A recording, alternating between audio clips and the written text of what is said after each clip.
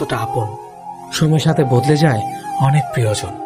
সময়ের সাথে বোঝা যায় কে আপন কে পর, কে বন্ধু কে স্বার্থপর।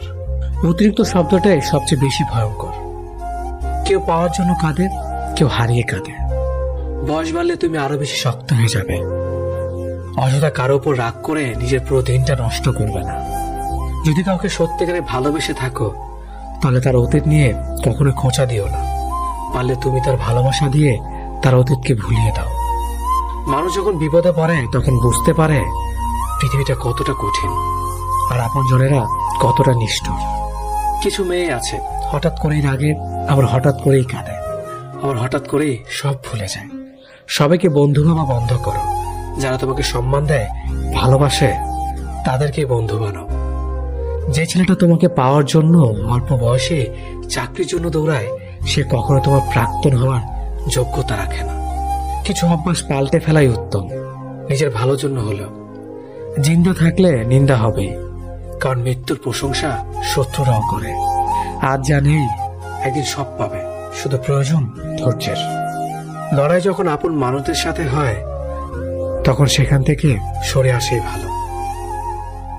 শুধু নীরবতাই জানে মনের সাথে কত কথা বলি। শূন্য হাতে ফিরতে হবে বারবার যদি ভুল জায়গায় ভালোবাসা বিলাতে চাও। প্রেমে পড়লে তুমি সাহিত্য লিখতে শিখবে, বিচ্ছেদ হলে তুমি সাহিত্য বুঝতে শিখবে। অসুখী মানুষ মরে যায় স্বভাবে, তার থেকেও বেশি মরে মানুষ একটা নিজের মানুষ না থাকার কারণে। বেঈমানদের সাথে যতই ভালো করো না কেন, এরা অবশেষে দেবে সেই ধোঁকা। আর তুমি যদি এদের কথা ভেবে নিজের মন খারাপ করো তাহলে তুমি হচ্ছে পৃথিবীর সব থেকে বড় বোকা। জীবন নিয়ে গল্প লেখা খুব সহজ, কিন্তু গল্পের মতো করে জীবন সাজানো অনেক কঠিন। পুরুষের জীবনটা মশার কয়েলের মতো, নিজে চলে যায় শুধু পরিবারকে সুরক্ষিত রাখার জন্য। কেউ ছেড়ে যেতে চাইলে তাকে না আটকানোই ভালো, কারণ সে আগে থেকেই ছাড়তে চেয়েছিল। যে আপনাকে হিংসা করে তাকে করতে দিন, কারণ আপনার গুণ আছে বলেই সে আপনাকে হিংসা করে। আপন মানুষটি যখন ভুল বোঝে তখন নিজেকে দুনিয়ার সবচেয়ে বড় অসহায় ব্যক্তি মনে হয়। স্ত্রীর সৌন্দর্য নির্ভর করে স্বামীর যত্নের উপর, আর স্বামীর মেজাজ নির্ভর করে স্ত্রীর সহনশীলতার উপর।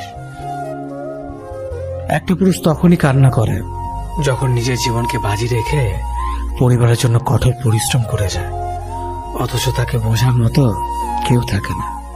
শেষবারের মতো আরেকবার চেষ্টা করে দেখি। পৃথিবীতে চিন্তাটাই অনেক সফল মানুষের জন্ম দিয়েছে। অভাব আর অভিযোগ এমন একটা জিনিস যা অন্যের কাছে না বলাটাই ভালো। কারো কাছে